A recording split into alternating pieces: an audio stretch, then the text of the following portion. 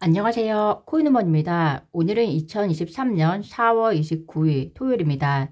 비가 오는 주말인데요. 편안한 하루 되시기를 바라며 구독과 좋아요, 알림 설정 정중히 부탁드립니다. 어제 공유드린 리플 1분기 실적 보고서를 통해서 지난 분기 대비 1분기에 리플 XRP의 판매량과 중앙화 거래소에서의 거래량의 괄목한 성장을 확인하셨을 겁니다.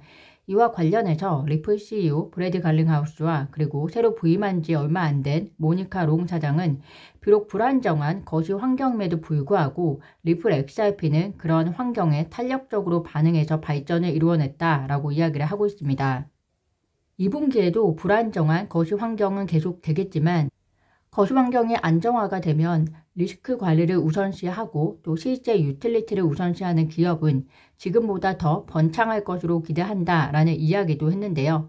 즉 이 말은 리플이야말로 계속해서 XRP 레저를 통한 유틸리티 확장에 나서고 있다는 점에서 앞으로 계속적인 성장을 이루어낼 것이다 라는 뜻으로 생각해 볼 만한 내용인 것 같습니다. 실제로 더 크립토 베이직에 따르면 리플 XRP는 올 1분기 11만 4천 개 이상의 신규 지갑이 생성이 되었고요. 1억 1,600만 건 이상의 트랜잭션이 리플 레저에 기록됐다고 밝혔는데요.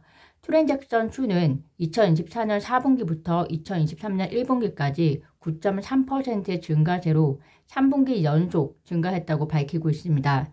특히 네트워크 활동 증가의 이유로는 NFT 트랜잭션을 꼽고 있는데요. 이 말은 결국 XRP 레저를 통한 리플 기술의 유용성이 계속해서 증가했음을 보여주고 있다라고 보여지고 있기 때문에 리플의 보고서와 일맥상통한다라고 생각이 되어집니다. 특히 리플은 2년 이상 장기화된 SEC와의 소송에 대한 견해 역시 보고서를 통해서 밝혔는데요. 2023년에 약식 판결을 기대하고 있고 시간은 궁극적으로 법원에 달려있다라고 다시 한번 강조함으로써 리플 홀더분들처럼 리플 역시 내부적으로 2023년 한 해의 중요성을 스스로 인정하고 있음을 밝히고 있습니다. 어제 영상에서 공유드린 바와 같이 코인베이스가 SEC의 웰시 노티스 통보에 답변을 전달했습니다. 이와 동시에 한 미디어와의 인터뷰에서 코인베이스는 SEC가 코인베이스를 상대로 한 법적 조치를 염두에 두고 있다면 코인베이스가 풍부한 자원과 대응 수단을 갖춘 적이라는 점을 명심해야 한다라고 경고를 했습니다. 암호화폐 거래소 중에서는 유일한 나스닥 상장 기업으로서 한때 SEC와 좋은 관계였으나 지금은 적이라는 표현을 사용함으로써 결국 비즈니스 관계의 생태를 보여주고 있는 하나의 예시인 것 같은데요. 암호화폐 회사로서는 리플이 그리고 암호화폐 거래소로서는 코인베이스 이렇게 거대한 두 집단이 SEC 욕심에 대해서 법의 합리적인 결과 도출을 받아낼 수 있기를 기대합니다.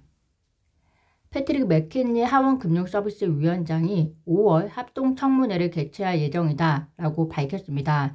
해당 청문회는 디지털 자산시장 구조를 살펴보는 데 초점을 맞추어 암호화폐에 대한 규제 명확성을 제공하는 법안을 신속하게 마련하기 위한 것이라고 하는데요.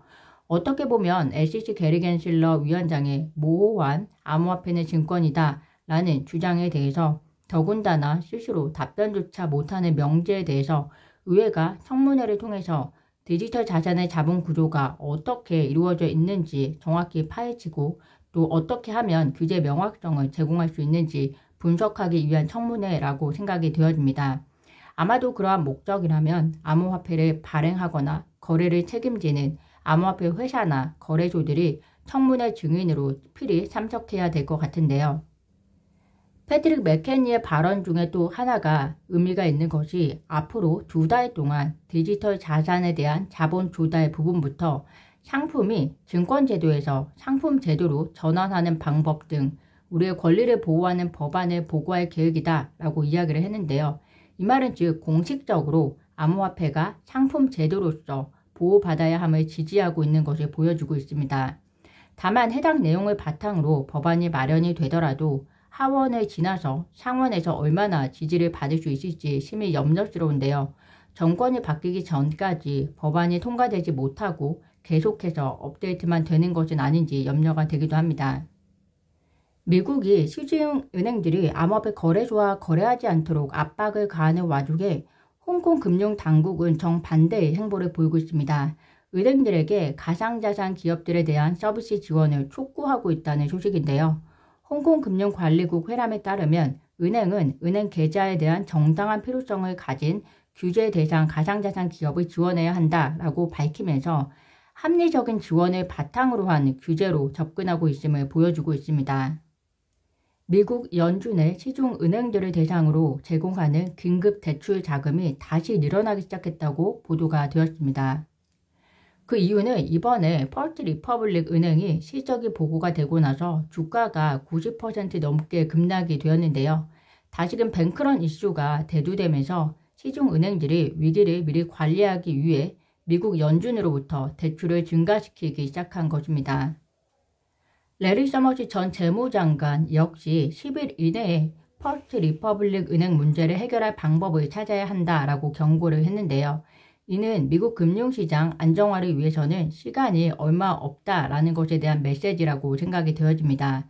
미국의 금융 상황이 안심할 틈 없이 계속해서 모니터링 하셔야 할 것 같습니다. 이에 대해서 한 미디어는 3가지 시나리오를 제시했는데요. 첫 번째는 미국이 통화 정책을 급선회하는 것, 즉 금리 인상을 중단하거나 혹은 금리 인하를 이야기하겠죠. 두 번째 시나리오가 퍼스트 리퍼블릭 은행 자산을 일부 매각하거나 혹은 다른 은행에 넘길 때까지 미국 정부가 위기 관리를 떠맡는 것을 이야기를 하고 있고요.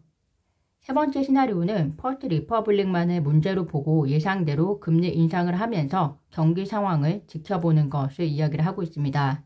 구독자분들은 어떻게 생각하시나요? 오늘 제가 준비한 소식은 여기까지입니다. 오늘도 영상 시청 진심으로 감사드리고요. 구독과 좋아요, 알림 설정은 코인우먼에게 큰 힘이 됩니다.